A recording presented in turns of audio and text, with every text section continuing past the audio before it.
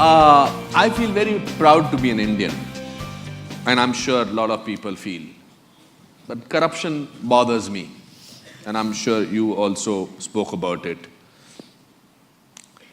How do you think spirituality can help get rid of corruption to some extent?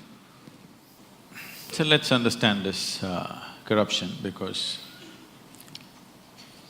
it's a very important thing that everybody understands this properly in its right perspective, rather than reacting against a bunch of people who are in an advantageous position, okay? Why I want you to understand this is because for the first time in the history of independent India,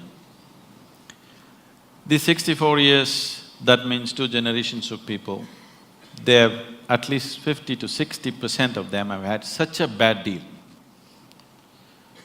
Today, you and me will talk all this and go home and eat well. Correct. There's a whole bunch of people, almost 400 million people, who cannot do that. So, if we handle the next 5 to 10 years right, we can change that. It's a tremendous possibility which is on our threshold. There's an economic possibility sitting on the threshold. If we conduct this right, we can change their lives. Those people who have not eaten properly, those children who are malnourished, which have the highest level of malnourishment, those who are not educated, those who don't have opportunities, those who are in that horrible social and economic pit, their lives can change in the next 5 to 10 years if we conduct our act right. Every Indian should understand this. It is not just about economy means stock market. It is about hungry people who will have food on their plate. Economy does not mean stock market, economy does not mean foreign cars coming into India, economy does not mean you wear better clothes or this and that. Improving economy means there will be no hungry children in the country, which is something all of us should do something about.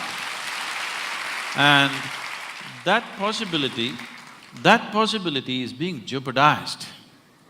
Wherever I go, I speak to various economic and political leaders around the world, everybody says, we want to come to India, India is a big possibility, but the humiliation of corruption, we can't bear it.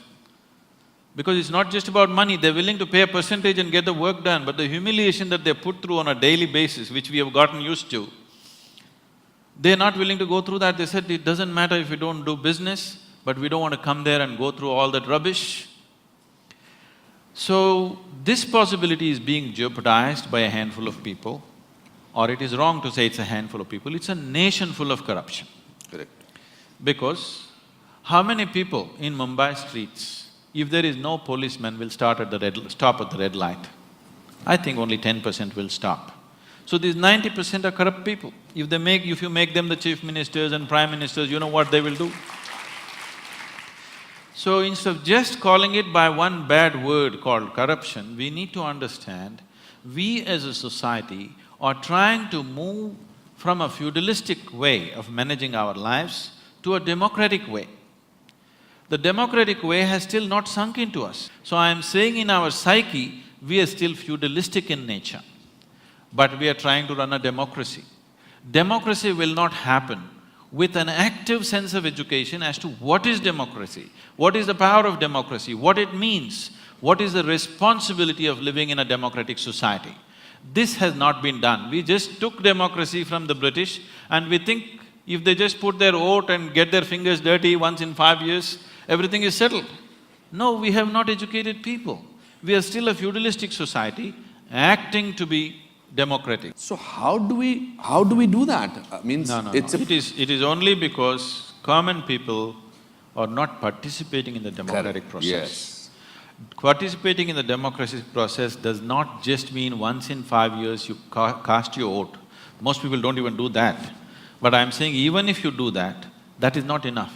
Democracy is an active sport, it's not a spectator sport. You can't sit back and say, let somebody do democracy.